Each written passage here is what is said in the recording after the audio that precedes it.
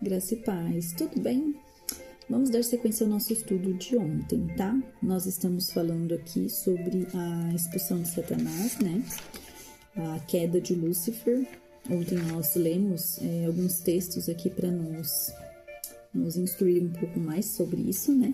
Então nós lemos Isaías 14, do 12 ao 15, e lemos Ezequiel, capítulo 28, do 12 ao 18.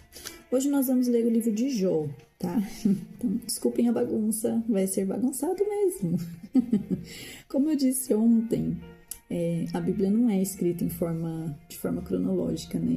E para que nós possamos entender, nós precisamos dessa cronologia, senão fica um pouco difícil, um pouco mais difícil, né? Então, tô tentando aqui trazer uma coisa simples, mas que nós entendamos, né? Senão não adianta muito. Então, vamos lá. Nós vamos hoje pro livro de Jó, tá? O livro de Jó tá um pouco antes do de Isaías que nós lemos ontem, um pouquinho antes de Salmos. Então, abre mais ou menos aí no meio da Bíblia e volta um pouquinho aí que você vai conseguir encontrar esse livro, tá? Nós vamos ler alguns textos que vão falar sobre Satanás, né, ou sobre Lúcifer, enfim, para que a gente possa entender um pouco mais sobre isso, tá? Então, nós vamos ler Jó, capítulo 1, do 6 ao 12, tá bom? Então, vamos lá.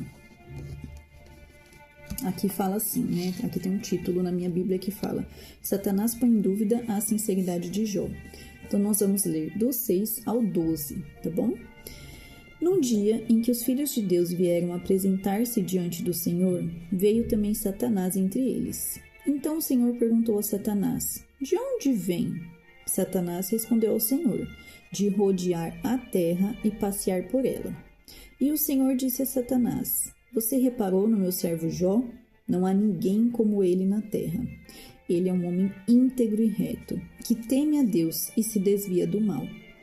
Então Satanás respondeu ao Senhor: Será que é sem motivo que Jó teme a Deus?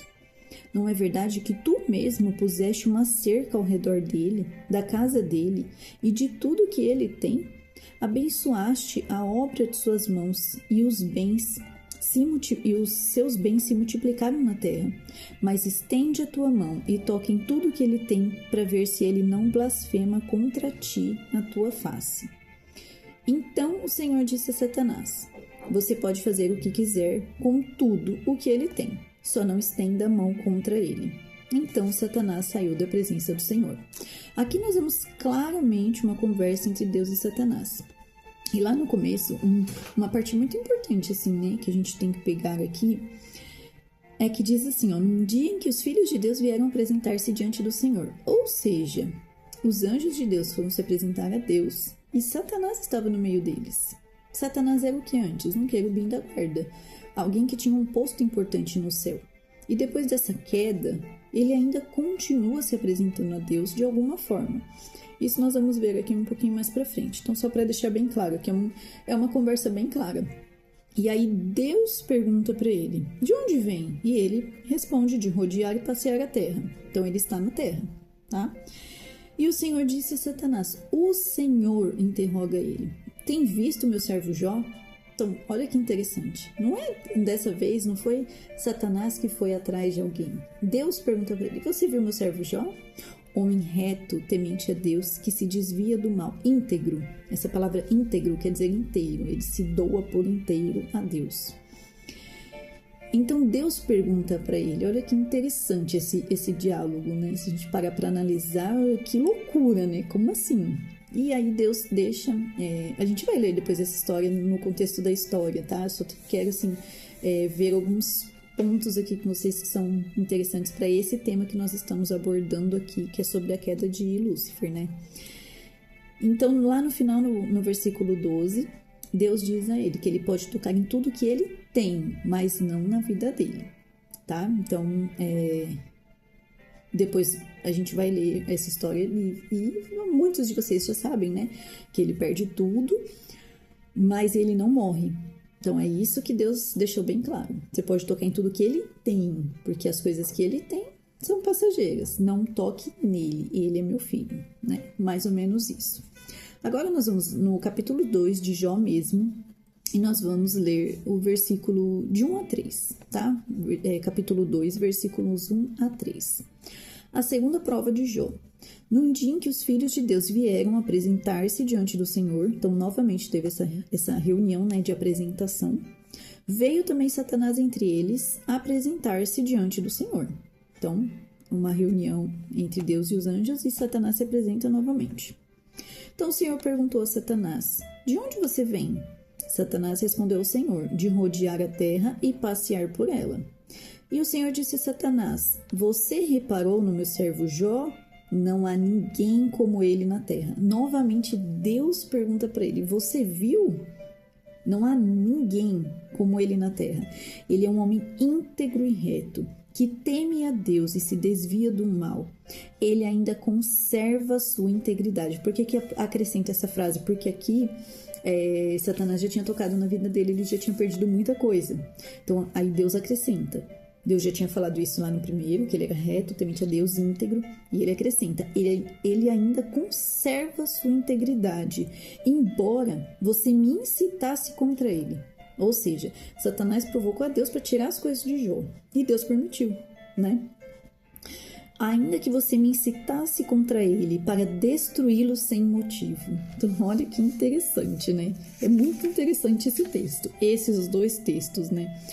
E então, assim, numa certa reunião que aconteceu, num certo...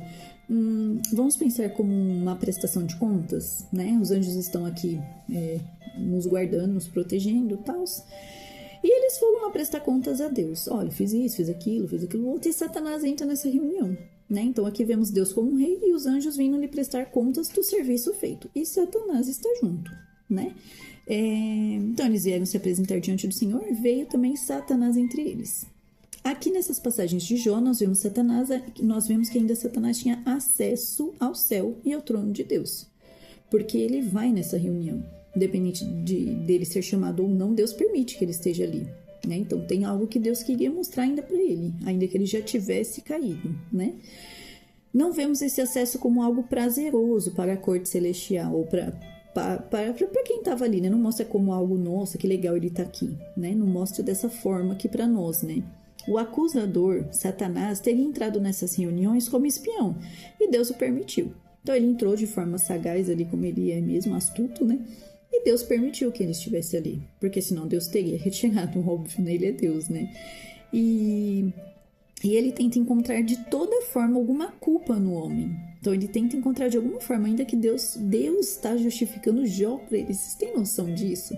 Deus falando de Jó para Satanás, para Satanás, né? Olha que coisa tremenda. Imagina, Deus falando de Jó. Não há ninguém como ele. Meu Deus, isso é muito forte. Deus dando um testemunho desse a favor dele. É muito tremendo isso, né? E aí, ainda que Satanás tente encontrar de alguma forma culpa no homem, capaz de desencadear uma porção de dores nele, né? Porque ele perde tudo, né? A gente vai ver depois na história completa, assim, ele perde tudo e ele fica muito mal. Ainda que ele cause dores e tente arrastá-lo para o mal a fim de testar sua integridade. Ele odeia o homem por motivo de invejá-lo como criatura de Deus, porque foi Deus que o criou, né? Então, essa briga de Satanás com o homem, essas guerras que a gente vive espirituais, é inveja, é orgulho, é causa de... Ele queria, né, reinar, e ele não reina. Então, é por isso que a gente vive essas batalhas espirituais, né? E alguns teólogos vão dizer que a morte e a ressurreição de Cristo vai anular esse acesso dele. Até quando ele teve esse acesso a Deus? Porque mostra nessas duas passagens, né, que eu encontrei, foram nessas duas, né? Pode ser que tenham mais lugares que ele tem essa conversa com Deus, né? E ele vai diretamente a Deus, né? Então, eles vão dizer que a ressurreição de Cristo vai anular esse acesso dele. Uma vez ou outra, ele tinha acesso à presença de Deus para fazer esse papel de acusador. A intenção dele não era lá, olha, fiz essa coisa boa. Não, era acusar. Ele tem esse papel de acusador, né? De questionar a sinceridade e a retidão dos fiéis, como nós vemos em Apocalipse 12:10. Vamos abrir lá em Apocalipse 12:10. Abra sua Bíblia aí, o último livro da Bíblia, Apocalipse 12, versículo 10. Então ouvi uma voz forte no céu proclamando: agora veio a salvação, o poder, o reino do nosso Deus e a autoridade do seu Cristo, pois foi expulso o acusador dos nossos irmãos, o mesmo que os acusa de dia e de noite diante do nosso Deus. Então aqui nós vemos a confirmação de que ele não tem mais acesso, porque aqui mesmo fala, o mesmo que os acusa diante do nosso Deus, de dia e de noite. Então ele vive ali acusando os nossos pecados, nos colocando ali perante a Deus como um acusador mesmo. Então, nos estudos que eu fiz aqui, né, eles acreditam que nós acreditamos, né, que a vinda de Cristo anula esse acesso. Então, ele não tem mais acesso. Já na Nova Aliança, não vemos esse acesso de Satanás à presença de Deus, embora ele continue no seu papel de acusador, querendo anular a nossa fé. Então, ele não tem esse acesso a Deus, mas ele tem acesso à nossa mente, e é aquela que mais nos sabota diariamente, né? Então, nós temos que vigiar isso, né? Mas o sangue de Cristo nos livrou, uma vida de oração nos guarda e uma vida reta perante a sociedade nos firma cada vez mais em Deus. Então, que possamos firmar a nossa fé cada dia mais nas obras do Senhor, na palavra, que é o que nos sustenta, a palavra é o que nos guarda, que nos faz avançar. Que possamos continuar firmes, orando, buscando a Deus, louvando o Senhor e anulando essas mentiras que ele tenta colocar na nossa mente, sabe? Diariamente ele fica ali procurando uma brecha. É isso que a palavra nos diz, que ele procura uma brecha. Então, assim, só para fechar aqui o nosso entendimento, nós vamos ler mais 2 textos e eu vou fazer um desenho aqui. Hoje eu vou dar uma de professora, né? E vou fazer um desenho aqui para que a gente possa entender melhor o que esses textos significam, para que a gente possa fechar aqui o nosso estudo, tá? Então, nós vamos abrir a Bíblia em Salmos 34, 7, tá? Salmos 34, 7. Diz assim: o anjo do Senhor acampa-se ao redor dos que o temem e os livra. O anjo do Senhor acampa ao nosso redor. Então, vou fazer um desenho aqui, ó, gente, bem simples, tá? Ó, estamos aqui. Vou fazer um bonequinho bem bonito, tá? Ó, coisa bem tecnológica. Os anjos do Senhor estão ao nosso redor, tá? É isso que a palavra diz. Nós estamos aqui, os anjos do Senhor estão ao nosso redor. Dos que o temem. Então, se você teme a Deus, os anjos do Senhor estão ao seu redor, tá? É isso. E aí nós vamos ler uma outra passagem que diz assim, lá em 1 Pedro, lá no finalzinho da Bíblia, 1 Pedro, capítulo 5, versículo 8. Abra lá. 1 Pedro 5, versículo 8. Sejam sóbrios e vigilantes. O inimigo de vocês, o diabo, anda em derredor como leão que ruge, procurando alguém para devorar. Então, olha só. Nós estamos aqui, certo? Eu vou pegar até uma cor diferente para vocês enxergarem melhor aqui. Ó, nós estamos aqui. E assim como fala em Salmos 34, 7, os anjos do Senhor estão ao nosso redor nos guardando. Aí, o que nós lemos aqui em 1 Pedro 5, 8. Desculpa. Sejam sóbrios e vigilantes. O inimigo de vocês, o diabo, anda ao derredor como leão que ruge, procurando alguém para devorar. Então, olha só, o diabo está aqui, ó. Eu espero que dê para vocês verem aí certinho no vídeo, a minha tecnologia de última geração. Então, olha só, é para que fique bem claro e pedagógico, para vocês entenderem, tá? Para nós entendermos, porque eu também precisei entender isso primeiro. Nós estamos aqui, tá? Os anjos do Senhor acampam ao nosso redor, certo? Como eles acampam ao nosso redor? Quando a gente tem uma vida com Deus, quando nós temos uma vida vigilante, quando nós temos uma vida de oração, uma vida de busca, uma vida de entrega, certo? Eles estão ao nosso redor. E o diabo está ao nosso derredor. Como que nós podemos fazer com que eles cheguem até nós? abrindo brechas. Como que a gente abre essas brechas? Deixando de orar, deixando de buscar a Deus, mentindo, falando coisas que não devemos, falando palavrões, fazendo coisas que não agradam a Deus, não buscando a face do Senhor, enfim. Como que nós fazemos isso? Desagradando ao nosso Deus, certo? Então, a única forma que ele tem de chegar a nós é quando nós abrimos essas brechas aqui, ó, que são passagens. Brechas são espaços, passagens. Não tem jeito mais fácil de falar isso, tá? Então, assim, nós estamos protegidos pelos anjos que acampam ao nosso redor. Salmos 34:7. Os anjos de Deus acampam ao nosso redor, certo?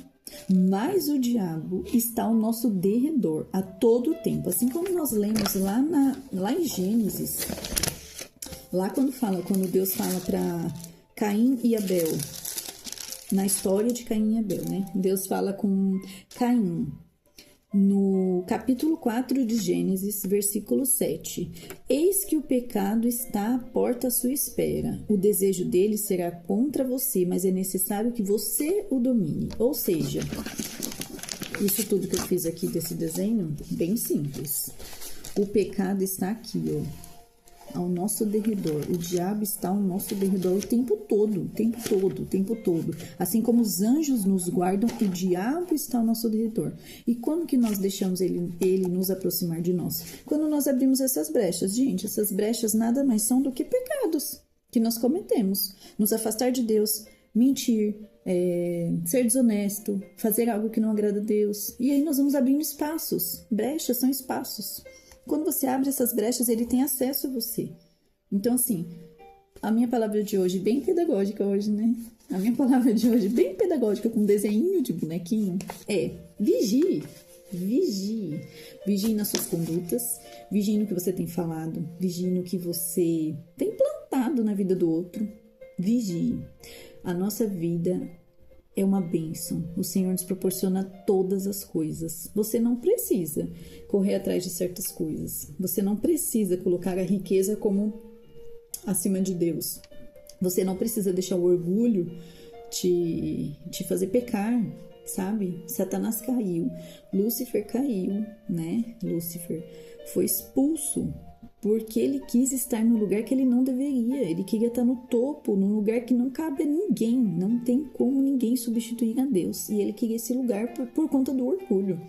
Que nós possamos ser pessoas humildes, pessoas que buscam a face do Senhor com todas as nossas forças.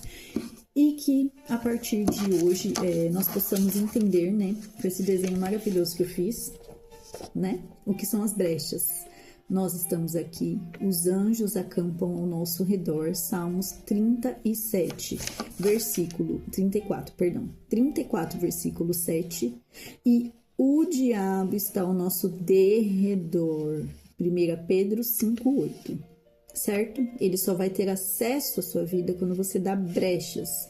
Que brechas são essas? Espaços, buracos, falta de coisas que você deveria ter feito. Busque a face do Senhor, ore, jejue, busque a Deus, leve a sua família para um nível mais alto de oração, de busca, de intercessão. Ore por quem você acha que precise dessa palavra também, sabe?